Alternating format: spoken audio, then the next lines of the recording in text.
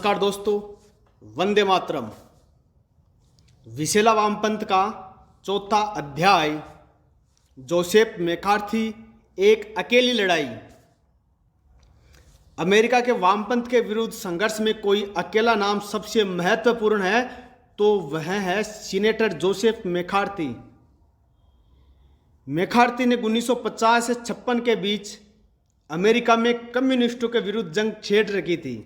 उन्होंने वामपंथ के विभिन्न घटकों को पहचाना और दावा किया कि कम्युनिस्ट अमेरिकी तंत्र में अंदर तक घुसे हुए हैं।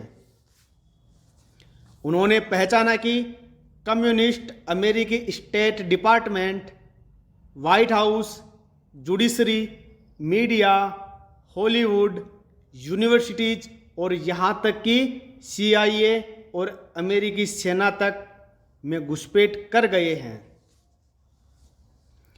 मैकार्थी के इस दावे की बहुत ही तीखी प्रतिक्रिया हुई। सारे सांप बिच्छू बिलबिलाकर बिलों से निकले और मैकार्थी पर टूट पड़े। सब ने उसे डिस्क्रेडिट करने की मुहिम छेड़ दी। मैकार्थी को झूठा और शक्की करार दिया गया। मीडिया ने स्वतंत्रता और संवैधानिक अधिकारों की दुहाई देनी शुरू कर दी। उसके कदमों को डेमोक्रेसी का होलोकास्ट करार दिया गया, यानी हम जो आज भारत में असहिष्णुता का हल्ला सुन रहे हैं उससे कई गुना जोर का हंगामा शुरू हुआ। लेकिन मैकार्थी का निश्चय दृढ़ था। आलोचना की जरा भी परवाह किए बिना वह अपनी लड़ाई में लगा रहा। उसने हजारों संदिग्ध कम्युनिस्टों को पकड़ पकड़ कर पूछताछ शुरू की। परमाणु और रक्षा प्रतिष्ठान में काम कर रहे अनेक रूसी जासूसों को पकड़ा। विश्वविद्यालयों में घुसे वामपंथियों की नाक में दम कर दिया। अखबारों के संपादक, हॉलीवुड के सितारे, सरकारी दफ्तरों में बैठे बाबुओं पर पुलिस ने नज़र रखना और रास्ते पर लाना शुरू किया। अमेरिकी वामपंथी गिरोह में भगदड़ मच गई। कोई भी अछूता नहीं रहा। सब पर नज़र रखी जाने लगी। खुद राष्ट्रपति भवन में राष्ट्रपति के अपने स्टाफ की भी निगरानी के दायरे में थे। कम लोग जानते हैं कि बाद में राष्ट्रपति बने और कम्युनिज्म के कट्टर दुश्मन रोनाल्ड रेगन को भी मैकार्थी कमीशन के सामने तलब किया गया था। उस समय रेगन अपने विचारों में लिबरल और डेमोक्रेट हुआ करते थे और उस समय वे हॉलीवुड की स्क्रीन एक्ट्रेस गिल्ड के प्रमुख थे। पर रेगन अपने लिबरल रुझान के बावजूद देशद्रोही नहीं थे। उनसे पूछताछ की गई तो उन्होंने कमीशन से सहयोग करने का निर्णय लिया और अपने साथी कलाकारों के बारे में जरूरी जानकारी प्रदान करने के लिए तैयार हो गए। उस समय रेगन को भी हॉलीवुड में कम्युनिस्ट हरकतों की बात बहुत दूर की कोड़ी लगी हुई थी।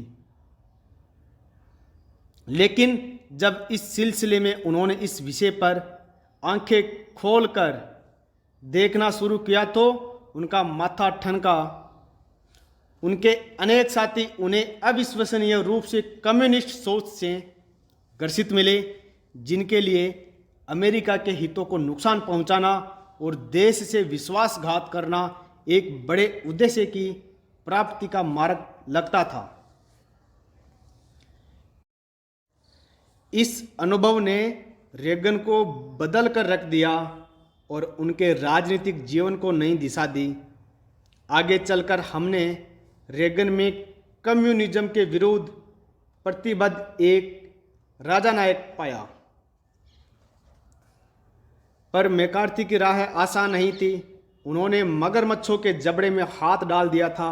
इतने बड़े बड़े और प्रभावी शत्रु बना लिए थे कि उनसे निपटना आसान नहीं रह गया था।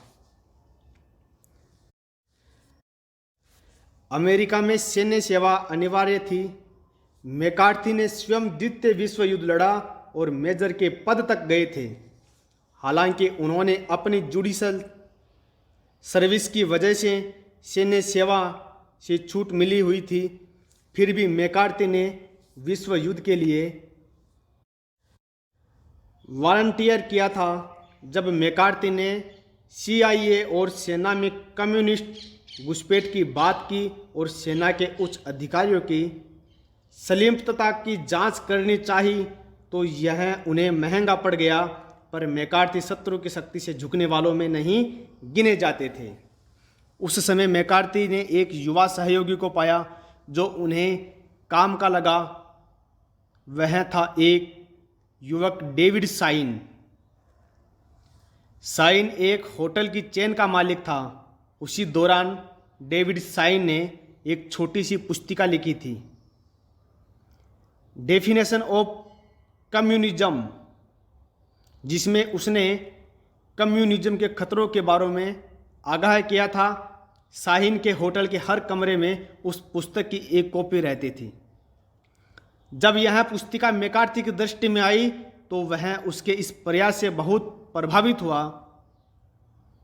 साइन ने अनिवार्य सैनिक सेवा एक सामान्य सिपाही प्राइवेट डेविड साइन के रूप में ज्वाइन की, पर अपनी कम्युनिस्ट विरोधी राजनीतिक विचारधारा और मैकार्थी से परिचय की वजह से साइन संभवतः शक की नज़र से देखा जाने लगा और उसे मैकार्थी का आदमी मान लिया गया था।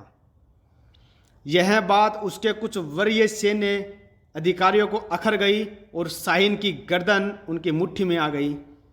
इस बीच मैकार्थी ने अपने स्टाफ की मार्फत साइन को अफसर बनाने की सिफारिश कर दी, जहां उसकी बौद्धिक क्षमता का पूरा प्रयोग हो सके।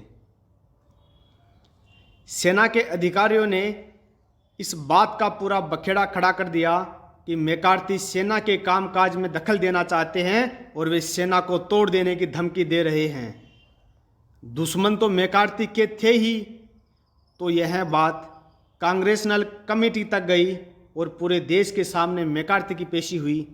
मैकार्थी ने सेना पर यह आरोप लगाया कि सैन्य अधिकारी कम्युनिस्ट गतिविधियों से संलिप्त होने की जांच से घबराए हुए हैं और इस छोटे से मुद्दे को उछालकर मैकार्थी पर दबाव बनाने की कोशिश कर रहे हैं, जिससे वह अपने जांच ढीली कर दे। 36 दिनों तक मैकार्थी ने पूरे देश की मीडिया, कांग्रेस और सैन्य संस्थानों का दृढ़ता से सामना किया और सिर्फ जवाब ही नहीं दिया, बल्कि तीखे सवाल किए जिनका जवाब देना मुश्किल हो रहा था। लेकिन व्यवस्था में बैठे मगरमच्छों ने मैकार्थी से पीछा छुड़ाने का फैसला कर लिया था।